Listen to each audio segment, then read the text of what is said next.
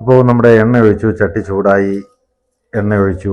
ഇനി ഇതിലേക്ക് 1/2 സ്പൂൺ ഉലുവ ഇട്ടു, 1 സ്പൂൺ കടുകിട്ടു. അതെല്ലാം പൊട്ടി റെഡിയായി. ഇനി അതിലേക്ക് ഇഞ്ചി വെളുത്തുള്ളി ചേർക്കുകയാണ്, ചെറിയ ഉള്ളി.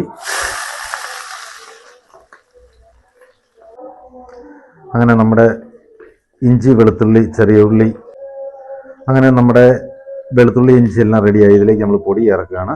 ഇതിലേക്ക് മുളക് പൊടി, മഞ്ഞൾപ്പൊടി, കാശ്മീരി ചില്ലിയാണ് ചേർത്തിരിക്കുന്നത്. ഇത് തീ കുറച്ച് വെച്ച് ചെറുതായിട്ടൊന്ന് മൂപ്പിച്ചെടുക്കുക. ഒരുപാട് മൂത്ത് കരിഞ്ഞു പോകാനൊന്നും ഇടവരരുത്. അങ്ങനെ നമ്മുടെ പൊടി നല്ലപോലെ മൂത്ത് റെഡിയായി വന്നു. ഇതിലേക്ക് നമ്മൾ വെള്ളം ഒഴിച്ചു കൊടുക്കുകയാണ്. വെള്ളം ഞാൻ ഒറ്റയടിക്ക് ഒഴിക്കുകയല്ല, കുറച്ച് ഒഴിച്ചു കൊടുക്കുകയാണ്. അത് തിളച്ച് വരുന്നതനുസരിച്ച് കുറച്ച് വേണം ഒഴിച്ചു കൊടുക്കാനായിട്ട്.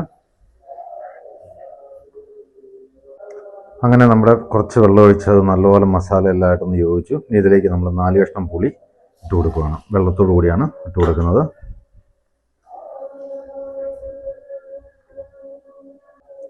അങ്ങനെ നമ്മുടെ ഗ്രേവി ഏറെക്കുറെ തിളച്ച് വരുന്നുണ്ട്. ഇതിലേക്ക് നമ്മൾ ഇച്ചിരി വെള്ളം കൂടെ ചേർക്കുകയാണ്. അങ്ങനെ നമ്മുടെ മീനിൻ്റെ ഗ്രേവി എല്ലാം നല്ലപോലെ തിളച്ച് വന്നിരിക്കുകയാണ്. ഞാനതാ ഇതിലേക്ക് വറ്റയാണ് ഇന്ന് കറി വെക്കാൻ എടുക്കുന്നത്. 1 കിലോ വറ്റയാണ് എടുത്തിരിക്കുന്നത്. മീൻ പീസ് ഇട്ട് കൊടുത്തിട്ടുണ്ട്.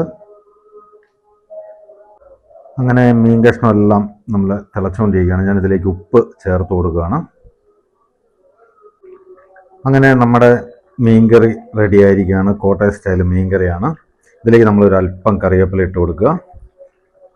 ഒരു അല്പം പച്ച വെളിച്ചെണ്ണ മേളിലിങ്ങനെ ഒഴിച്ചു കൊടുക്കുക. അങ്ങനെ നമ്മുടെ മീൻകറി റെഡിയായി. ഇതൊരു 1 മണിക്കൂർ കഴിഞ്ഞ് നമുക്ക് ഉപയോഗിക്കാൻ പറ്റും. നല്ല ടേസ്റ്റോട് കൂടിയ മീൻകറിയാണ്. ഒരു മായവും ചേർക്കാതെ നാടൻ ഫുഡാണ്. ഈ വീഡിയോ നിങ്ങൾക്ക് ഇഷ്ടമായെങ്കിൽ തീർച്ചയായിട്ടും നിങ്ങൾ ഷെയർ ചെയ്യുക, സബ്സ്ക്രൈബ് ചെയ്യുക, ബെൽ ബട്ടൺ അമർത്തുക.